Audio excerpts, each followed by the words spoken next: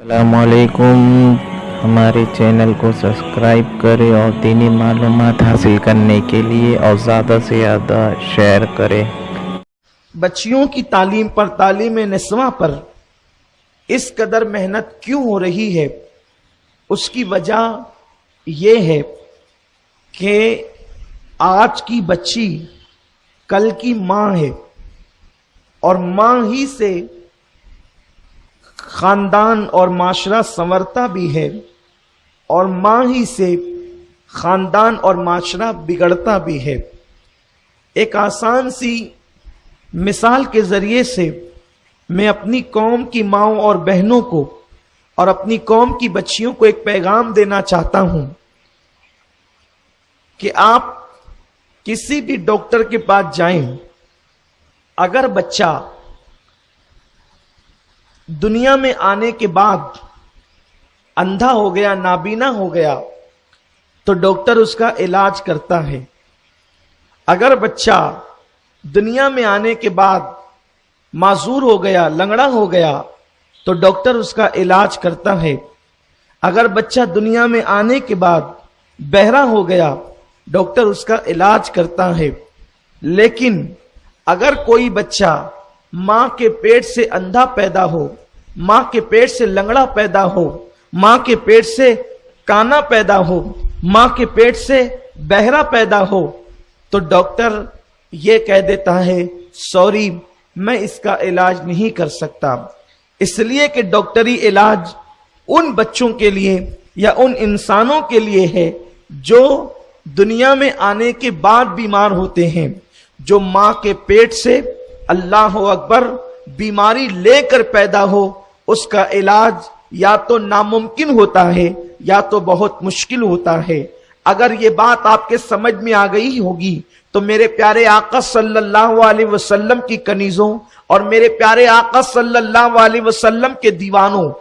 یہ جو بیماری ہے، لنگڑا ہونا، اندھا ہونا، کانا ہونا، بہرا ہونا، گونگا ہونا، یہ ساری بیماریوں کو جسمانی بیماری کہتے ہیں، لیکن اس جسمانی بیماری سے خطرناک بیماری روحانی بیماری ہوا کرتی ہے، دل کی بیماری ہوا کرتی ہے۔ یعنی اللہ اکبر، اگر انسان جسم کا بیمار ہو جائے تو اس کو موت واقع ہو سکتی ہے علاج نہ ہونے کی بنیاد پر، لیکن ایک انسان اگر اللہ اکبر روحانی طور پر بیمار ہو جائے تو اس کا ایمان جا سکتا ہے۔ اللہ، آپ غور فرمائیں، اے خاتون جنت رضی اللہ تعالی عنہ کی کنیزوں، روحانی طور پر بیمار ہونے والا معاشرے کے لیے گندگی کا ذریعہ بنتا ہے، معاشرے کے لیے تباہی کا ذریعہ بنتا ہے، معاشرے کے لیے بربادی کا ذریعہ بنتا ہے۔ دنیا کے اندر جسمانی بیماری میں ملوث انسان خود اپنے آپ کی تباہی کا ذریعہ ہے، لیکن روحانی طور پر بیمار انسان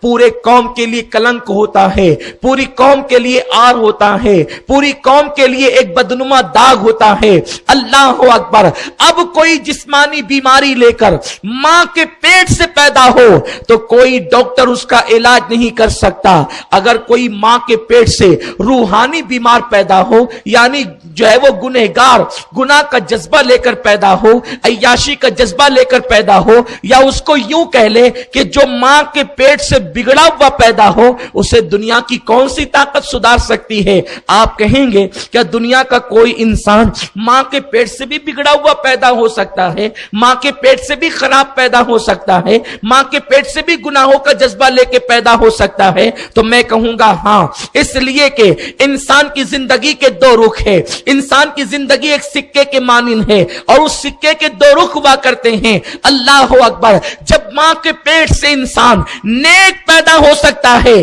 تو ماں کے پیٹ سے انسان آوارہ بھی پیدا ہو سکتا ہے، اس لیے کہ ایک ماں اپنے بچے کو شکم میں رکھنے کے بعد جتنے کام کرتی ہے یا جو گفتگو کرتی ہے، جو بات چیت کرتی ہے، اس کا اثر پیٹ میں رہنے والے بچے پر پڑتا ہے۔ اللہ اکبر، آج یہ میں تمہیں بتاؤں، آج اللہ ایک ماں کا بچہ جو ماں اردو زبان کہتی ہے، پیدا ہونے کے بعد اردو میں گفتگو کرتا ہے، ایک ماں انگلش زبان کہتی ہے، پیدا ہونے کے بعد بچہ انگریزی زبان میں گفتگو کرتا ہے، ایک ماں فارسی زبان کہتی ہے، پیدا ہونے والا بچہ پیدا ہونے کے بعد فارسی زبان کہتا ہے۔ آپ مجھے بتائیں آخر وہ کس اسکول میں گرامر پڑھنے جاتا ہے؟ بغیر گرامر پڑھے ہوئے وہ فارسی بول رہا ہے، وہ انگلش بول رہا ہے، وہ عربی بول رہا ہے، وہ اردو بول رہا ہے۔ آخر اس کی وجہ کیا ہے؟ اس لیے کہ اس نے ماں کے پیٹ میں رہ رہ کر کے اللہ اکبر اپنی ماں سے الفاظ سن کر کے یاد کیے ہیں۔ بلکہ آج سائنس اس بات کا اعتراف کر رہی ہے، اس بات کا اقرار کر رہی ہے کہ جو آوازیں ماں کے شکم کے اندر جاتی تھی وہ آوازوں کا اثر بچے پر پڑتا تھا۔ بلکہ صرف آواز نہیں،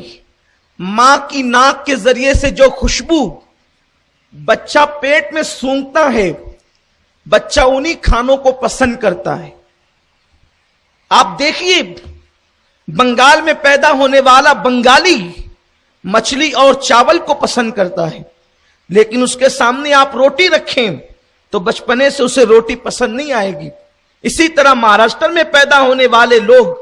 روٹی بھی کھاتے ہیں، چاول بھی کھاتے ہیں، یا جس خاندان کے اندر آپ دیکھیں کہ جہاں دال زیادہ پکتی ہے وہاں کے بچے دال کھانے کے عادی ہوتے ہیں، جہاں گوشت زیادہ پکتا ہے وہاں کے بچے گوشت کھانے کے عادی ہوتے ہیں، جہاں مچھلی زیادہ پکتی ہے وہاں کے بچے مچھلی کھانے کے زیادہ عادی ہوتے ہیں، اور جس چیز سے وہاں کے گھر والوں کو نفرت ہوتی ہے وہ بچے فطری طور پہ اس سے نفرت کرتے ہیں۔ آخر مجھے بتائیں ان بچوں کو کس نے شعور دیا کہ چاول کھانے والی ماں کا بیٹا بھی چاول کھا رہا ہے، مچھلی کھانے والی ماں کا بیٹا بھی مچھلی کھا رہا ہے؟ وجہ یہ ہے کہ جب ماں کھانا پکاتی ہے یا ماں کھانا کھاتی ہے تو اس کی خوشبو ناک کے ذریعے سے بچے تک پہنچتی ہے، اور بچہ ماں کے پیٹ میں اس خوشبو سے مانوس ہوتا ہے اور اس خوشبو سے محظوظ ہوتا ہے۔ تو جو خوشبو ماں کے شکم کے اندر ناک کے ذریعے سے پہنچی تھی بچہ اسی کو پسند کرنے لگتا ہے، اور جو خوشبو نہ پہنچی تھی جس سے نامانوس ہوا تھا